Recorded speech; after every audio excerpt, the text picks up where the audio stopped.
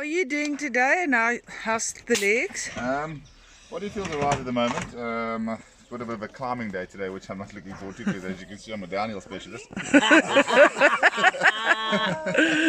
yeah, it's going to be fun and exciting, I'm sure. Over to you, Bon. Oh, I'm feeling great, except for, me and my lips. I have to have this white stuff on my lips so they don't get burnt. They're not going to get burnt. And yes, I can climb, so it's cool. Look at the size of my hips. And the hips don't lie. And the hips don't lie. Okay, Peter, over to you. I'm looking forward to today. It's going to be a tough ride out of here of Groblersdal, climb up to Verena. 42 Ks, but looking forward to it. Yeah, hang on. Mr. Stewart, over. A little bit nervous after I said it was a rest day. I actually meant it was a short day. So we'll see how the climbing goes. Oh, good luck. Oh, wacht, Henry. Dis jou moment. Goeiemorgen. Hoe voel jy? Kan ons net 'n bietjie terugvoer kry oor jou gemoed en jou... Ja, lekker geslaap, so voel goed vanoggend. Maar ja, kom ons kyk wat gebeur op die pad. Wat is jou expectation vir die dag? Attack. Attack.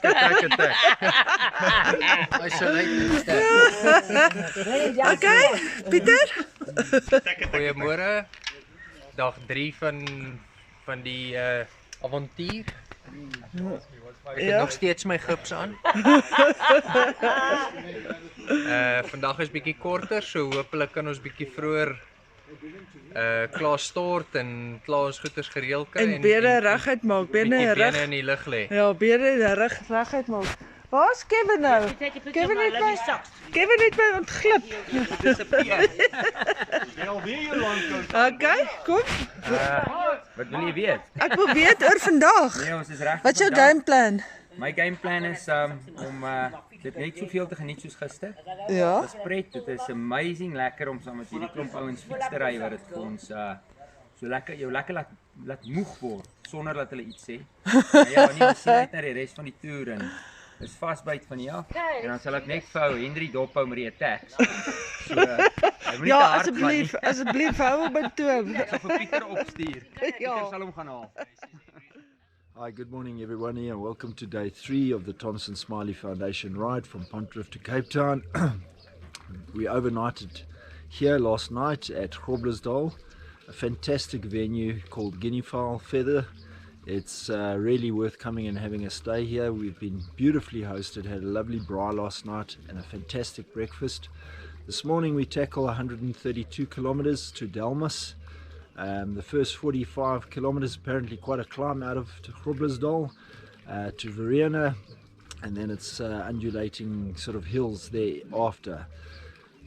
Just want to thank the sponsors, Gijs Pitzer for the vehicle that we're utilizing. Thank you so much, Gijs, for this vehicle you've donated to us. It's really helping us and assisting us.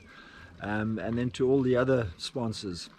Today is an STS day, Sectional Title Solutions Day. We're riding in their colors. Thanks to Sectional Title for their great sponsor. Go on, you'll see on the virtual ride what they're all about. Listen to the services they offer. Fantastic. And to the virtual riders, we look forward to seeing you. Do the journey from Groblersdal to Delmas. Enjoy it. Our celebrity for the day is Travis Barrett. Travis, thanks for your input, always valuable, and we wish you well for your cycle overseas. Yeah, enjoy the day with us, guys. Let's have fun out there. Thank you very much. Good work. Hey.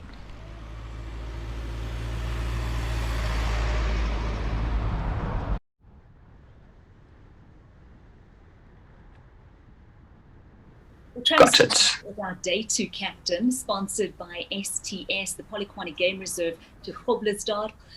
Travis, wonderful to have you here. Tell us a little bit about your preparations. You're currently in Europe and things have really gotten quite exciting in recent times. Yes, yeah. So I'm currently in Europe ahead of the UCI Road World Championships. I'll be taking part in the under 23 category. And yeah, it came a little bit as a surprise to me, the selection. I was based in Europe just to get some racing in, for a month or two out of South Africa. And then, yeah, upon receiving that email, my stay has been extended by another few weeks, but yeah, definitely can't complain about that. More just blessed and grateful than anything, actually, to be selected. It's always an honor to represent your country. So. Well, you've certainly been described as one of South Africa's brightest stars, and I think you really, leapt to the forefront with that win that you took in March 2020 at the Cape Town Cycle Tour. Tell us a little bit about what transpired on that day. Oh, that was, it was one of those days I didn't feel the best on the bike. We had been racing as a team in the Tour of Good Hope the week before, which was 5 days of racing. So the Monday to Friday the week before, it was 5 days of really hard racing. And yeah, I kind of achieved all my goals, during that week. So there was no real pressure at all for the Sunday, for the Cape Town Cycle Tour. And I think myself and my teammates were more excited to finish the race and get home back to Joburg more than anything. So yeah, there was really no pressure. I had no goals for that race. I just, thought I'll just have the best race that I can do, is sort of how I try to approach all races. But I think the fact that there was no real pressure coming from my side made it, ever so much more sweeter and such a special victory. Yeah, I really did not expect, I didn't line up at the start line expecting to win it. Obviously, it's always something you want to do, but, for something like that to actually come into fruition and to happen is, completely different. But yeah, that was without a doubt definitely the biggest highlight of my cycling career so far. Yeah, and that came down to a sprint finish as well, so you really showed your speed.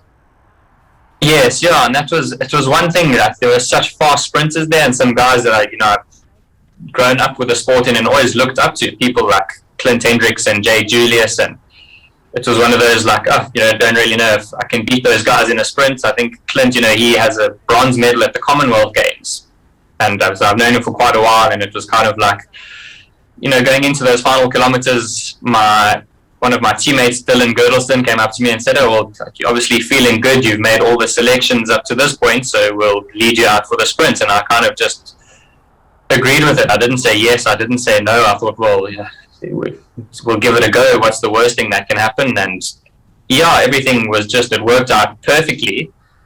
And with about 300 meters before the finish, I opened up my sprint and I found myself in the front, and no one was coming past me. And I think that was a very, very special moment. I didn't believe it until I crossed the finish line, and probably only a few seconds after that I realized what had actually just happened. So yeah, it was a very, very special day. Well, the future certainly looks very bright indeed, but take us to the beginning of your story, growing up, getting into cycling, how your career developed. What was the process? So it's been quite a long journey with cycling. When I was 11 or 12 years old, my best friend at the time, we were still in primary school, but my best friend at the time, he had started BMX racing. And so it's similar to motocross, but on a bicycle. And, obviously when you're young and when your best friend does something, you also want to do that. So, my best friend was doing it, so I started doing it, and the two of us sort of grew up doing BMX racing. I did that for about 4 or 5 years. I stopped in the beginning of 2015 in about February or March. And the decision for that was kind of it was one of those, it was a very time consuming sport, consumed pretty much all of my weekends. My parents, I think, were happy that I stopped that sport, because it was one of those, when you crash, you kind of break a rib or a wrist or something. It's standard procedure when you fall off. So I think my mom was always a nervous wreck when I did race. But yeah, I did it for a good 4 or 5 years, and I think just grew out of it. But that was definitely the grassroots of where my cycling started, and a lot of what happened in the BMX racing, a lot of the skills in that it taught me have definitely molded me into the rider that I am today. I mean, BMX is a very sprint-orientated sport, and you go 10 years down the line and I'm winning a sprint in the Cape Town Cycle Tour. So I think it definitely helped with that. I took a little bit of you could call it a sabbatical from cycling for about a year. And then my parents started doing triathlons, actually. And I did have a mountain bike at the time and would do it recreationally with my mom and dad. And yeah, eventually I just started doing that more and more often. We would take part in more fun rides and races and things like that. And in the beginning of my grade 11 year, I thought, okay, well, let me try and line up for one of these road races in my age group and see how it goes.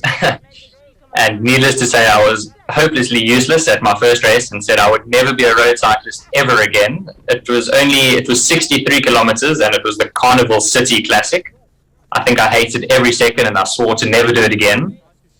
And then at the end of that year, when my parents were, they were entering for the 947 cycle challenge, they said, oh, come and do it with us, it'll be fun. And they kind of wrote me into it.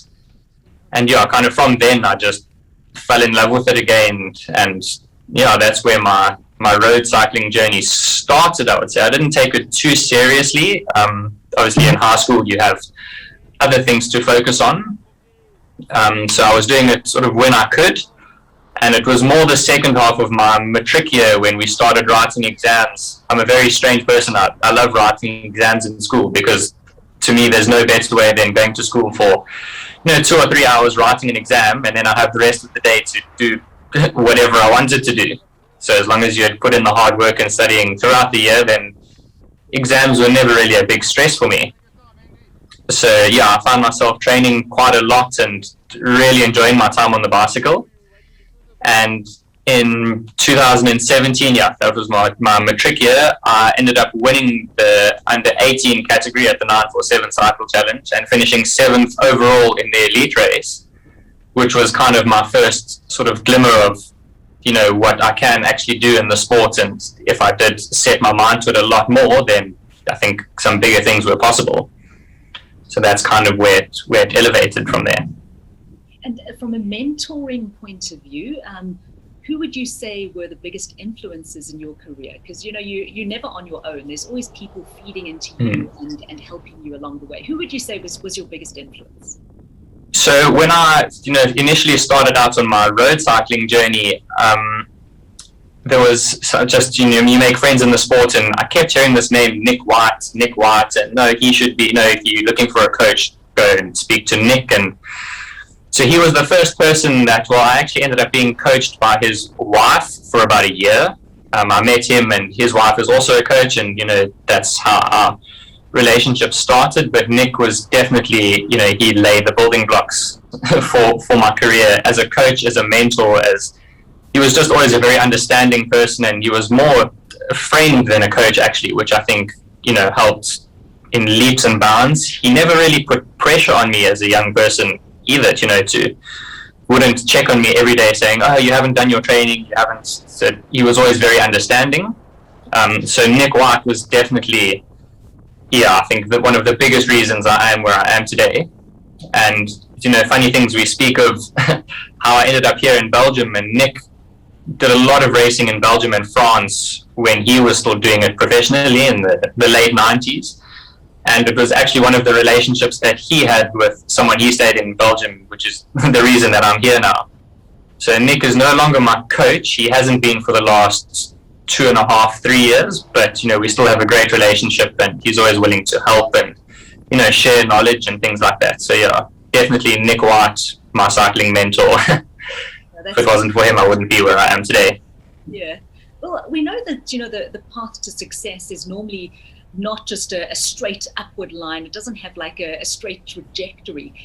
What sort of disappointments have you had to overcome during the course of this process? I think cycling in general is such a volatile sport. You definitely have more bad days than good days, and it's the good days that keep you going from one to the next. And that's not just in terms of results. It can be, there's some cycling anomalies that you can do everything by the book in terms of nutrition, preparation, and you can line up for a race and just feel absolutely terrible, and you can be the nail instead of the hammer. And some days, you can do things not the way you're supposed to, and you line up, and for that reason, someday you're the hammer and not the nail in the race. So it's such a volatile sport, and I think it's definitely, cycling hasn't just grown me as an athlete, but mentally it changed me, the way you look at things. There's so many small disappointments that happen. and it's just how you bounce back and how you look at them, and it really teaches you to try and find the positives in everything, because yeah, it's a crazy roller coaster of a sport. So I won't say there have been any major disappointments. There definitely have been some in terms of, results or crashing out of big races, but I think there's too many to count. So it's just the accumulation of the small things that, really can disappoint you. But yeah, cycling teaches you to always look for the positives and just try and bounce back wherever you can and keep on fighting. Do you ever have those days where you're like, I don't want to train today, I'm not feeling motivated, I'd rather hang out with my mates? Because, life as a professional athlete is difficult. You have to be on it every day. Yeah, I would be lying if I said I didn't have one of those days at least once a week or once every 2 weeks. And I think that's normal. It's part of being a human. You want to spend time with your friends, and sometimes you just don't feel like training. In Belgium particularly, I think we're very lucky in South Africa. We have summer rainfall, in Joburg, where I'm from. So the weather plays a huge role in, your training motivation and things like that. But I think since I've been here, I've only had 3 or 4 sunny days, which is little things like that often make you question, why am I doing this? Or like, I really don't feel like training today. But I think those are the days that often make the biggest difference in the greater outcome. It's just consistency is key, and nailing away at it every single day. That's what makes the victories and that ever so sweeter. Take us away from cycling just for a moment and tell us a little bit about what you like to do when you've got some spare time, maybe your favorite meals, where you like to go on holiday, that sort of thing. Yeah, so when I'm not cycling, I've definitely always been an active person. Whenever I generally take my off seasons and I'm not on the bicycle, I'll still find myself, going for walks with my dogs and my sister and going to the beach and things like that. I also do enjoy reading quite a bit every now and then, so that, takes my mind off of things. I've always been a very inquisitive person, so just learning about anything and everything that is something that sort of catches my interest, I'll go and sit and try and research and learn about it for a few hours a day. Just are kind of the things I do. And spending time with friends is always, whether that's going out for lunch or going out for the evening or whatever, that's always something I think you have to do it. I enjoy it, and it's moments like that just make the training and that a lot easier, to realize that you are actually a human being. In terms of holidays and things like that, I'm definitely a beach person. That's always, I don't know what it is about the ocean, but yeah, put me on a beach on a warm sunny day and I'll definitely be at my happiest.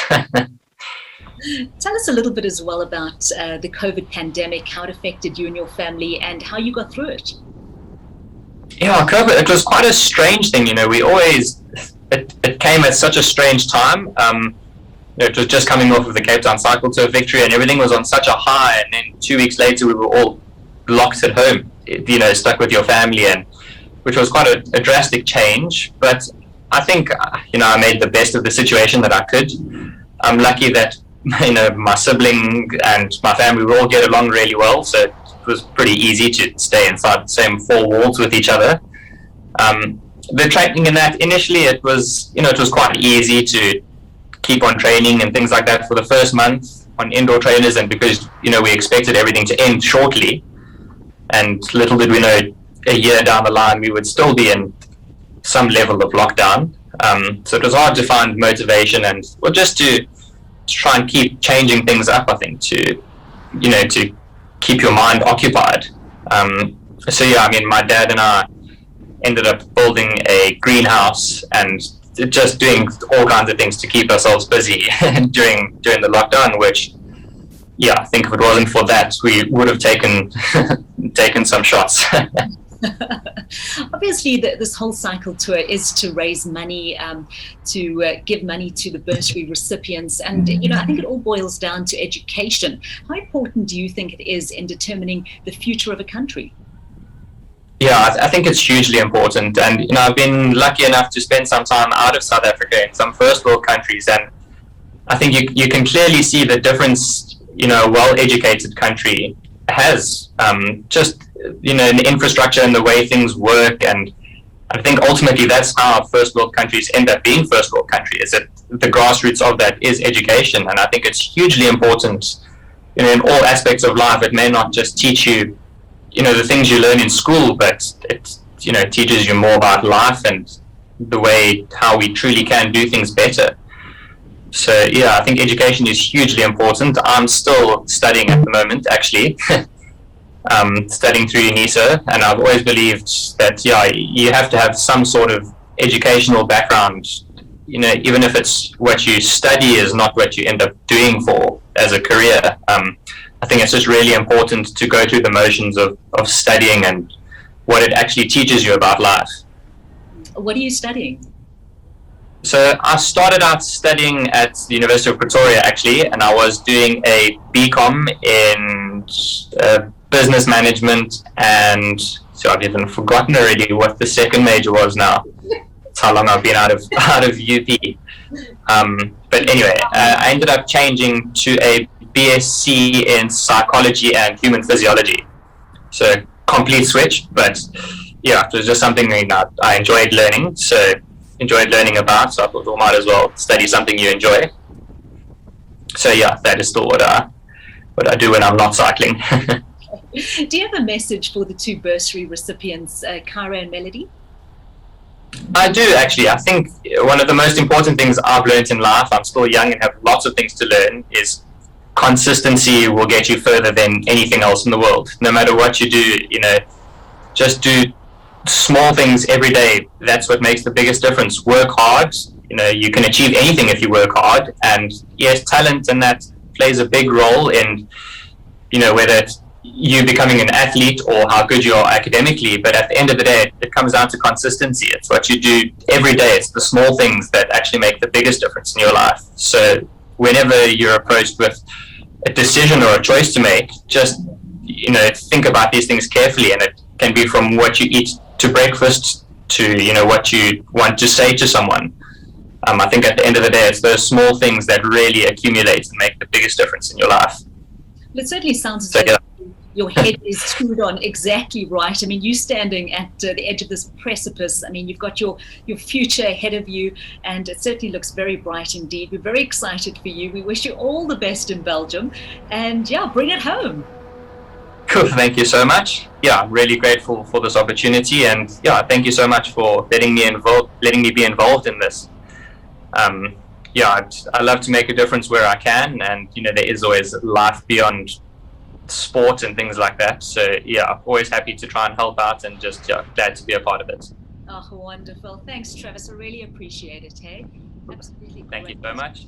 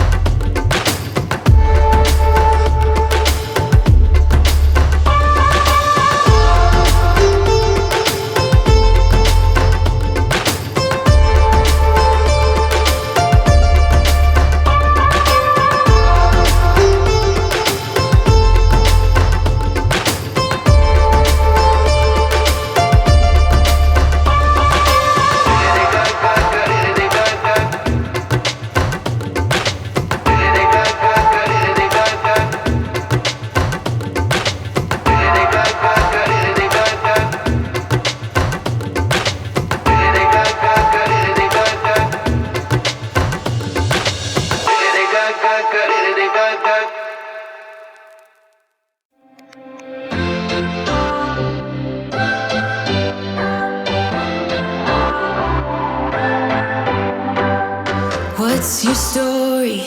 What's your sign? It's like we're twin flames in a different life. Deep connection lights a spark. It's like you know me in the depths of my heart. We're dreamers. Don't care what other people say. We're living like this could be our final day. We're dreamers. Don't care what the others say. We're doing this in our own way. We come alive in the nighttime. It's something about how we dance in the moonlight. That look in your eyes, it tells me that you want me and all my loving. We come alive in the nighttime. You and I, we come alive. We come alive. We come alive.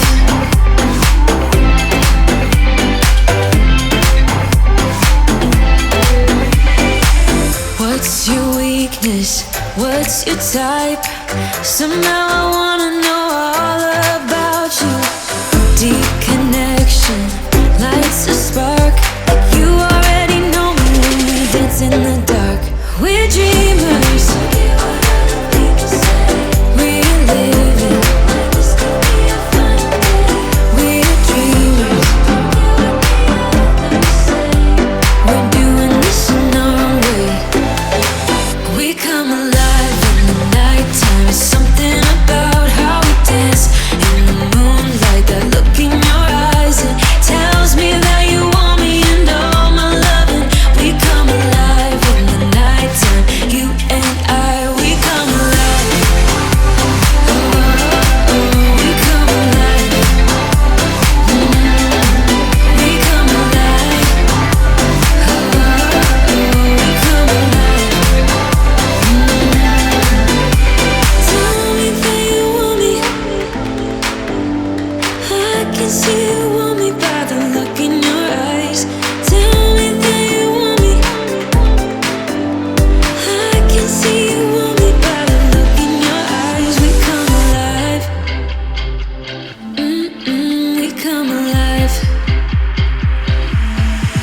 We come alive in the nighttime. It's something about how we dance in the moonlight. That look in your eyes, it tells me that you want me and all my loving.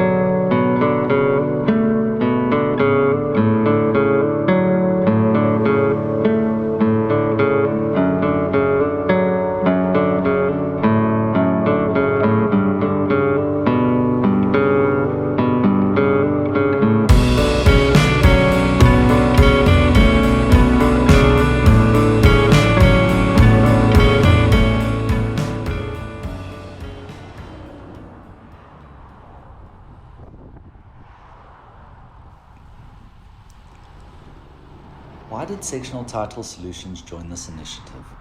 At Sectional Title Solutions, or STS for short, we are committed to uplifting communities by creating sustainable change that has a positive impact across South Africa. With our firm focus on the future, supporting an initiative aimed at raising awareness and generating funds for basic education, such as the Thomson Smiley Foundation's Pontrift to Cape Town Cycle Tour 2021, was an easy call. We value diverse collaboration at STS, and we see and acknowledge the socio-economic issues in the country. We work in partnership with key stakeholders to uplift the broader South African community. We believe that our community is our most important resource, and we strive to act in ways that nurture and encourage its growth, development, and ultimately its ongoing success. We support this through strategic social investments across our group and through strong systems of governance and accountability. Our goal is to make an impact in the communities we serve, and we accomplish this by being a responsible corporate citizen with a strong focus on sustainable development. We support several other foundations and initiatives that empower our people and communities through skills development, education, socio-economic transformation, and job creation. STS is the only specialist consultancy of its kind within South Africa that provides turnkey value-add solutions to sectional title bodies corporate and homeowners associations, also called community schemes. We've developed bespoke turnkey solutions to offer our clients the best value, regardless of their size or unique requirements. Each one of our solutions aims to 1. Eliminate inefficient costs and ensure financial sustainability. 2. Generate savings, putting money back into the community scheme's pocket. And 3. Offer eco-friendly, state-of-the-art solutions that protect the unit owner's property investments and increase property value. The solutions we offer include innovative funding and treasury, efficient energy, smart technology, outdoor advertising, legal advisory, and a host of other service solutions. Our success is based on over 150 years of combined experience within the community scheme property sector, where we have partnered with market-leading service providers, and together with them, we offer significant value propositions to our clients nationwide. What we do has a real impact on people's lives and a planet as a whole. We take this responsibility seriously, and we have the innate drive to serve our community and the environment. As a company, we are proud to be a sponsor of the Thomson Smiley Foundation's Pontrift to Cape Town Cycle Tour. We are very excited, and many of our staff are already practicing for their virtual ride. Thank you.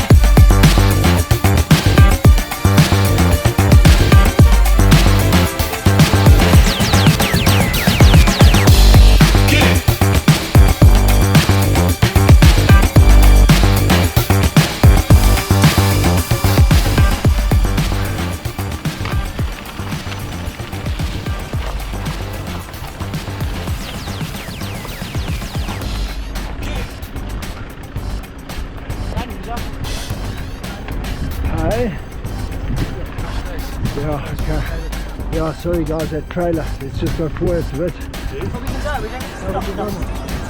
I just want to take his camera off, guys.